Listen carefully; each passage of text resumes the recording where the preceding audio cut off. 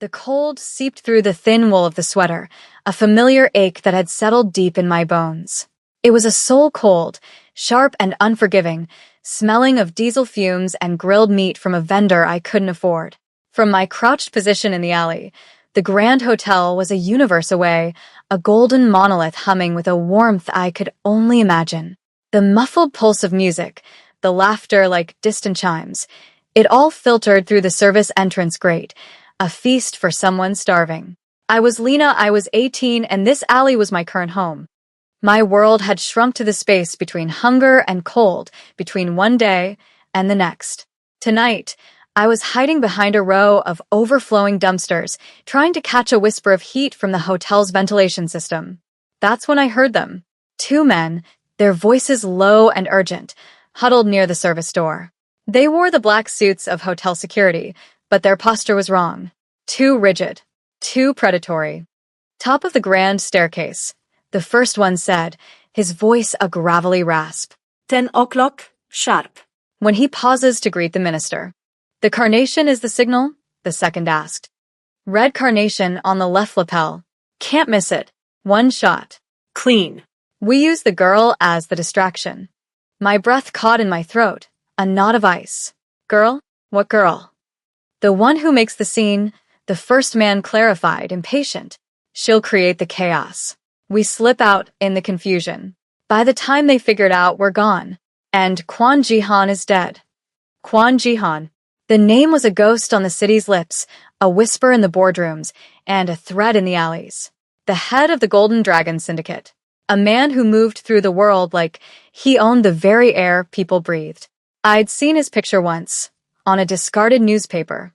His face was all sharp angles and cold indifference, a mask of control.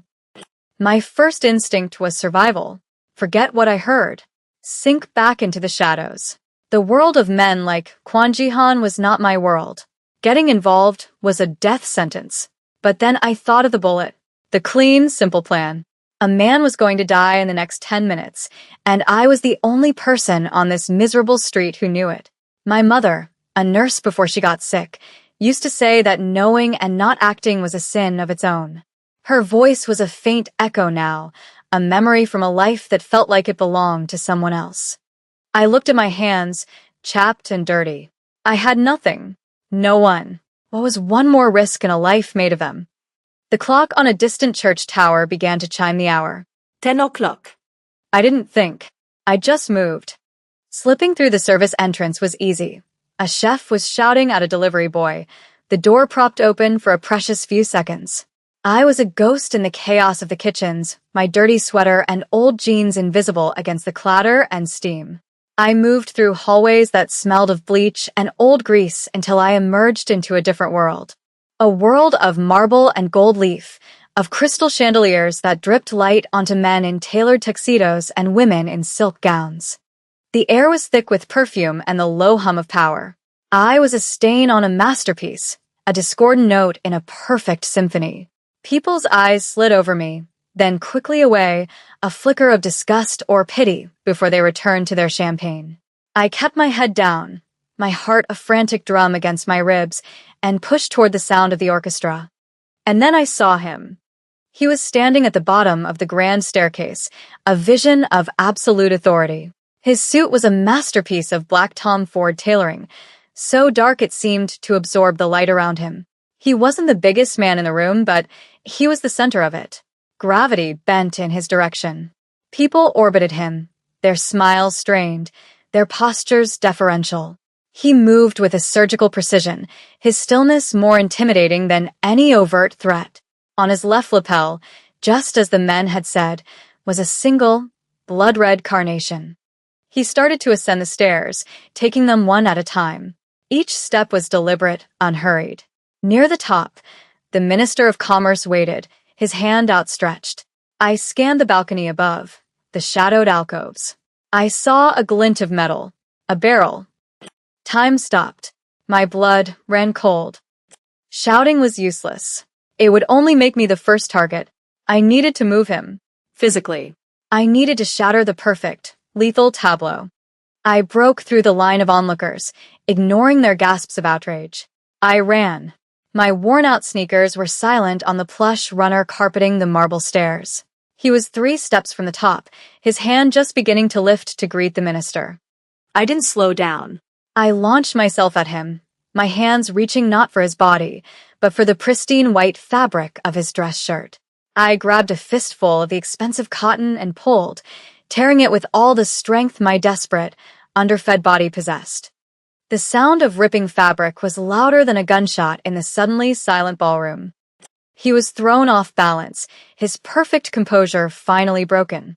He stumbled backward, his arm flailing for the banister, his body lurching down 2 steps. And in that exact moment, a soft thwip echoed from above, almost lost in the collective gasp of the crowd. A small puff of marble dust exploded from the wall, precisely where his head had been a second before. Chaos erupted. Women screamed. Men shouted. Security swarmed, creating a wall of black suits around us. 2 of them grabbed me, their hands like iron vices on my arms, hauling me to my feet. My heart was trying to beat its way out of my chest. Through the wall of his men, I saw him. Kwon Ji-han. He had straightened up, his hand reflexively touching the torn fabric of his shirt, exposing a sliver of smooth, tanned skin. He wasn't looking at the wall or at his security. He was looking only at me. His eyes were not angry. They were not panicked. They were the coldest things I had ever seen, black and depthless, and they were dissecting me with an unnerving intelligence. He saw the terror shaking my limbs, but he also saw something else in my gaze, the wild, deliberate truth of my actions. One of his guards raised a hand to strike me. "Stop." Kwon Ji-han's voice cut through the noise. It wasn't loud, but it carried an absolute, unquestionable authority that silenced the entire room. The guard froze, his hand hovering in the air. Ji-han took a step toward me, his men parting for him like the sea. He stopped just a foot away, the scent of expensive cologne, bergamot, and something like cold smoke, washing over me. He looked at my face, then at the tear in his shirt, then back to my face. "Bring her to me," he commanded, his voice a low murmur meant only for his men. "Upstairs." Now. They dragged me up the stairs, past the terrified minister and the crater in the marble wall. I didn't fight. I knew, with a certainty that chilled me to the soul, that my life as a ghost on the streets was over. I had torn the shirt of the dragon, and now he wasn't going to let me go. The suite was colder than the alley. It wasn't the temperature. It was the silence. A heavy, suffocating silence that pressed in from all sides. The room was a study in minimalist luxury, dark wood, gray silk, a floor-to-ceiling window that offered a panoramic view of Seoul's glittering skyline. It was a cage made of glass and steel. Kwon Ji-han stood by that window, his back to me. His men had left us alone, stationing themselves outside the door with a finality that made my skin crawl. He had shed his ruined suit jacket, and the torn white shirt hung loosely on his frame. He hadn't spoken a word since his command in the ballroom. He just stood there, a statue carved from shadows and menace. I remained where his men had left me, in the center of the vast living area, feeling small and exposed. Every nerve ending screamed at me to run, but there was nowhere to go. Finally, he turned. The movement was fluid, economical. His eyes found mine across the room, and the silence stretched, tightening like a wire. "Why?" he asked. His voice was quiet, devoid of emotion. It was more terrifying than if he had shouted. I swallowed, my throat dry. I heard them. 2 men, dressed as security. In the alley behind the hotel. I told him everything. The red carnation, the 10 o'clock timing, the plan to use a distraction. I recounted the conversation word for word, my voice low but steady. I'd learned on the streets that panic was a predator's favorite scent. He listened without interruption, his expression unreadable. When I finished, he didn't move for a long moment. He just watched me, his gaze so intense it felt like a physical weight. "You expect me to believe," he said slowly, "that a homeless girl happened to overhear an assassination plot and decided to play the hero? I don't expect you to believe anything," I retorted, a spark of defiance cutting through my fear. "I just know there's a hole in the wall upstairs where your head was supposed to be." A muscle feathered in his jaw. He walked toward me, his steps silent on the thick rug. He stopped so close I had to tilt my head back to meet his eyes. The scent of him was stronger now, clean and sharp. He was assessing me, not as a threat but as a puzzle. "What is your name?" he asked. "Lena." "Lena," he repeated. The way he said it was different. Not a question, but a statement. A claim. He said my name like he was testing its weight, seeing how it felt on his tongue. The door opened and a man in a severe suit, older and with a scar bisecting his eyebrow, entered. He bowed his head slightly to Jihan. "Sir." "We've reviewed the security footage.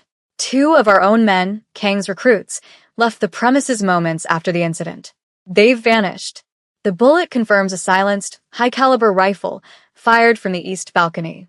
Her story holds." Jihan didn't look away from me. The information seemed to flow into him, processed and filed away without any outward reaction. Betrayal from within. His own men. The room grew a few degrees colder.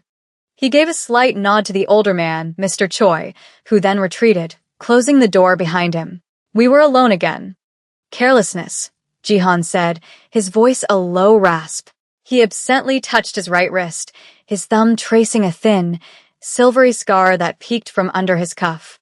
"It's the only sin that cannot be forgiven in my world. Betrayal is a tool. Greed is a motivator. But carelessness, it leaves ghosts." His eyes unfocused for a fraction of a second, looking at something I couldn't see. "I had a sister, Minnie. She was 17. A rival family sent a message to my father. They planted a bomb in her car.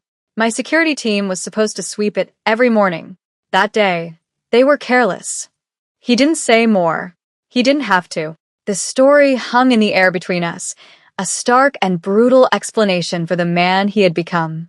He was a king ruling an empire built on the foundation of a single failure, a failure to protect.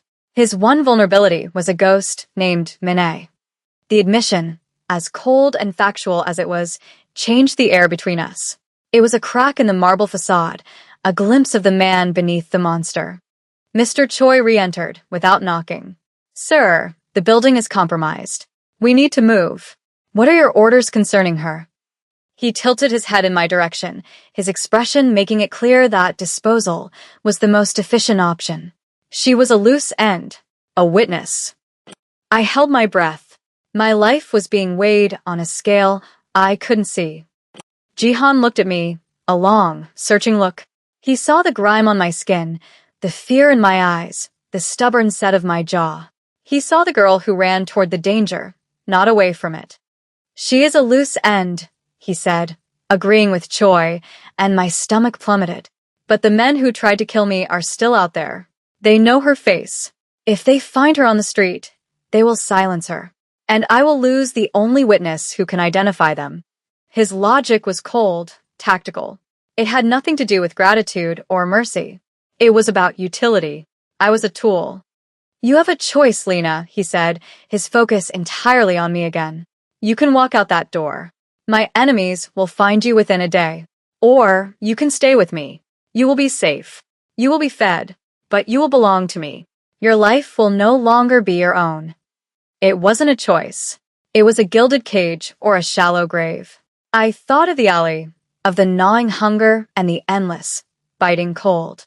I thought of the men with the gravelly voices and the glint of a rifle barrel.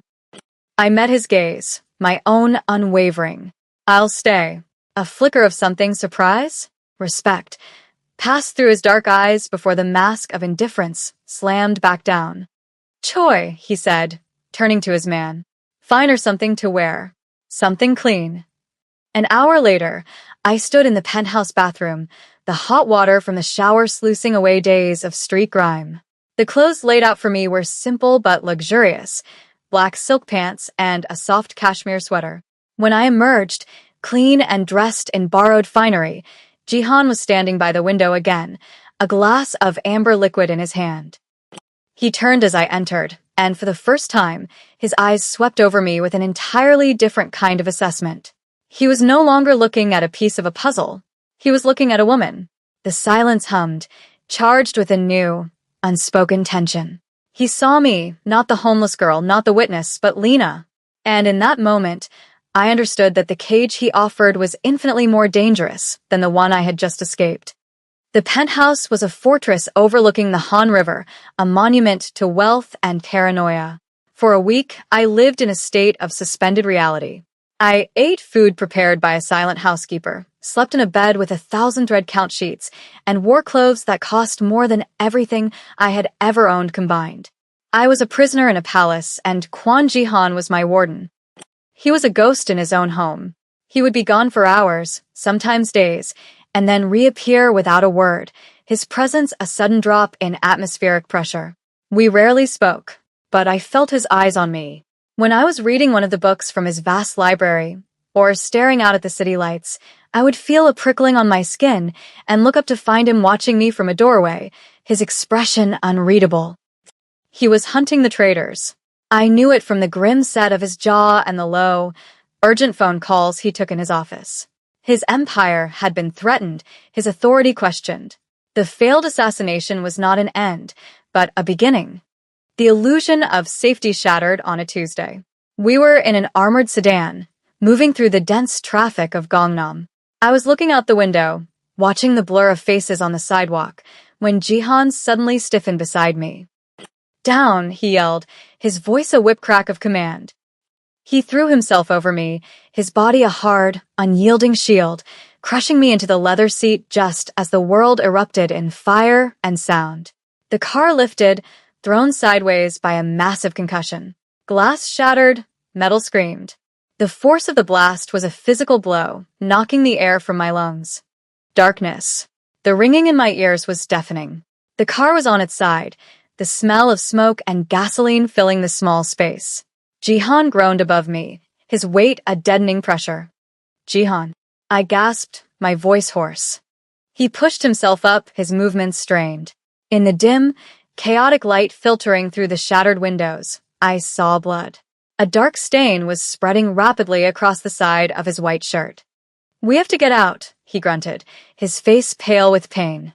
The doors were jammed. He kicked at the sunroof, the reinforced glass cracking, then shattering on the third try. He hauled himself up and out, then reached back for me. His hand was strong, pulling me from the wreckage into the chaos of the street. People were screaming, running. Our driver was dead. Jihan leaned heavily against the overturned car, his hand pressed to his side. "Safe house." He bit out to one of his men who had pulled up in a trailing vehicle, his face a mask of fury. The safe house was a nondescript apartment in a forgotten part of the city. It was clean, sparse, and anonymous. Mr. Choi got Jihan inside, practically carrying him to the threadbare sofa. "The doctor is on his way," Choi said, his face grim. "But he's 40 minutes out. Traffic is a nightmare." Jihan swore, his head falling back against the cushions. He was bleeding too much. His breathing was shallow, his skin clammy. He was going into shock. 40 minutes was a lifetime. My mother's voice, the one I hadn't heard in so long, was suddenly clear in my head. "Stop the bleeding. Check for shock. Keep him warm." Before I even realized what I was doing, I was moving. "Get me a first aid kit, clean towels, and a bottle of whiskey," I ordered Mr. Choi. He looked at me, stunned, then at Jihan, who gave a weak, almost imperceptible nod. The kit was basic, but it had what I needed. Gauze, antiseptic wipes, a needle, and suture thread. I cut away the bloody fabric of Jihan's shirt. It was shrapnel. A nasty, jagged piece of metal was embedded in the flesh of his side. It had to come out. "This is going to hurt," I said, my voice more confident than I felt. He opened his eyes, his gaze hazy with pain but sharp. "Do it." Mr. Choi brought the whiskey. I poured some on a towel to sterilize the tweezers from the kit, then pushed the bottle toward Jihan. "Drink." He took a long pull from the bottle, his eyes never leaving my face. He was placing his life, the most guarded and valuable commodity he owned, into my dirty, trembling hands. In that moment, I crossed a line. I wasn't just a witness anymore. I was choosing to help him, to save the life of a man who dealt in death. My old world, with its simple morals and clear lines, burned away in the wreckage of that car. I took a deep breath. "Hold still." My hands were surprisingly steady as I probed the wound. He hissed in pain, his body tensing, but he didn't cry out. I found the edge of the metal and gripped it with the tweezers. I pulled. It was slick with blood, lodged deep. I had to brace myself against him, my face inches from his, and pull again, harder this time. He let out a strangled groan, his free hand shooting out to grip my wrist. His fingers were like steel bands, his knuckles white. But he didn't stop me. The metal came free with a sickening squelch. I dropped it into a bowl with a clatter and immediately pressed a thick pad of gauze to the wound. He was panting, sweat beading on his forehead. His eyes were dark, swirling with pain and something else, something raw and unguarded. He was looking at me as if he'd never seen me before. "You look at me," he whispered, his voice rough, "and you don't flinch. Everyone else flinches." It wasn't a thank you. It wasn't a compliment. It was a confession. A stark admission of the profound isolation of his existence. In his world, people looked at him with fear or greed. I looked at him and saw a man who was bleeding. I held his gaze, my heart hammering against my ribs. "You're still bleeding," I said softly, my voice a thread in the tense silence. I had to stitch the wound. I worked quickly, my fingers deft and sure, closing the gash with neat, small stitches. When I was done, Mr. Choi returned. "Sir." "We have a problem." He held up a tablet. On the screen was a news report. The police had released a grainy security image from the hotel gala. It was me. The headline read, "Mysterious woman, person of interest in attack on business magnate Kwon Jihan." Kong, the traitor, had done it. He couldn't get to Jihan, so he was coming for me. He had painted a target on my back, making me the most wanted woman in Seoul. My anonymity was gone. My life was no longer just owned by Jihan. It was inextricably, dangerously tied to his. The war had become personal. The safe house was no longer safe. Kong had burned my identity, making me a liability Jihan couldn't afford to hide. Every cop in the city was looking for my face. Every rival gang who wanted a piece of Jihan's empire would see me as leverage. "He's boxing us in," Jihan said, his voice tight with controlled fury. He was sitting up now, his side bandaged, the pain in his eyes replaced by a cold, lethal focus. "He's using you to flush me out. We can get her out of the country," Mr. Choi suggested. "A private jet. A new identity." Jihan looked at me.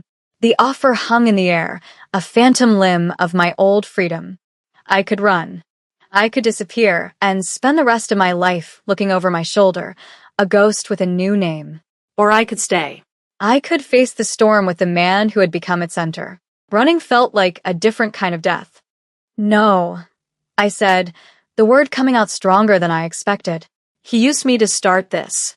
I'm not going to run while he uses me to finish it." A slow, dangerous smile touched Jihan's lips. It didn't reach his eyes. "Kong thinks you are my weakness," he murmured, more to himself than to me. "He will learn." The next 24 hours were a blur of calculated moves. Jihan worked his network, his voice a low, commanding hum over encrypted phones. He was a general moving his pieces across a chessboard, anticipating his enemy's every move. He moved us to a new location, an abandoned warehouse in the industrial district near the port, a place of rust and shadows. It felt like the end of the world. He was still weak, favoring his injured side, but he moved with a predatory grace that his injury couldn't diminish. He handed me a satellite phone. "This is for emergency use only. It has one number in it, mine. If we are separated, you press the green button and you speak. I will find you." The weight of it in my hand was immense. It was a lifeline. It was a leash. The attack came just after midnight. They didn't storm the gates. They were silent, ghosts slipping through the broken fences and shattered windows. Kong knew Jihan was injured. He was coming for the kill. The first sign was a soft thud from the floor above. Jihan was instantly on his feet, a gun appearing in his hand as if from thin air. "They're here," he whispered, pushing me behind a stack of old shipping crates. "Stay here. Do not move." Gunfire erupted, the deafening cracks echoing through the cavernous space. Muzzle flashes lit the darkness in strobing, violent bursts. Jihan's men, only a handful of his most loyal soldiers, returned fire. It was a brutal, close-quarters battle. I watched from the shadows, My heart lodged in my throat. Jihan moved through the violence like it was his natural element. He was precise, economical, each shot finding its mark. But they were outnumbered. One by one, his men fell. Soon, it was just him, pinned down behind a rusted piece of machinery. Kong stepped out of the shadows, a cruel smirk on his face, his own gun aimed squarely at Jihan. "It's over, Jihan," Kong sneered. "Your empire dies with you tonight. I'll even keep your little pet. She'll be useful." My blood ran cold. Jihan was trapped. His clip was empty. I heard the useless click. Kong was advancing, savoring the moment. I had to do something. My eyes darted around, searching for anything. My gaze landed on a large, red fire extinguisher mounted on a nearby pillar. Beside it was a high window, its glass grimy, overlooking a lower, corrugated tin roof. An idea, desperate and insane, sparked in my mind. While Kong was monologuing, I scrambled from my hiding place. I was surprisingly quiet. I lifted the heavy extinguisher, my muscles screaming in protest. I swung it with all my might against the window. The sound of shattering glass was explosive in the tense silence. It was a disorienting, violent crash that drew every eye, including Kang's, for a split second. It was all the time Jihan needed. In that moment of distraction, he lunged, not with a gun, but with a knife he had strapped to his ankle. He moved with impossible speed, a blur of black closing the distance between him and Kong. The fight was short and savage. It ended with Kong on the floor, the knife buried in his chest. Silence descended, thick and heavy, smelling of cordite and blood. Jihan stood over his fallen enemy, breathing heavily. He looked at the carnage, at his loyal men lying still on the concrete floor. Then he looked at me. He walked toward me, his steps sure and steady. He was covered in dust, a fresh cut bleeding on his cheek, but his eyes were clear. He stopped in front of me, reaching out a hand, not to grab me, but to gently touch my face. His thumb brushed away a smudge of dirt from my cheek. "They targeted you because of me," he said, his voice low and raw. "From now on, anyone who touches you answers to me." He paused, his gaze locking with mine, absolute and possessive. "You are under my claim." It wasn't a proposal. It was a decree. In his world, it was the most binding vow he could make, a declaration of ownership that was also the ultimate promise of protection. We returned to the penthouse. The city lights of Seoul glittered below, a sprawling galaxy of indifferent stars. The cost of our survival had been high. Jihan had lost men. I had lost the last ghost of the person I used to be. My name was cleared, Kong was posthumously framed as the sole conspirator, but I could never go back. I was marked by Jihan's world. I stood by the floor-to-ceiling window, wrapped in a simple silk robe he had left for me. I watched the traffic flow like blood cells through the city's arteries. I was no longer a ghost on its streets, invisible and cold. I was something else entirely. I felt his presence before I heard him.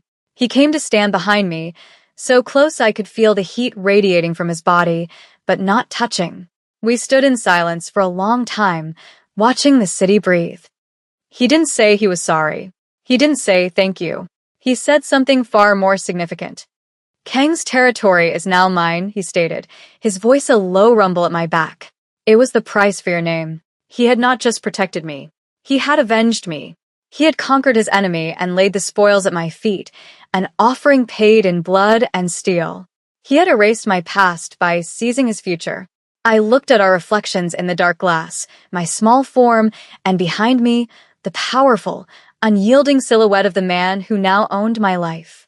I didn't know if this was love or survival or something far more dangerous.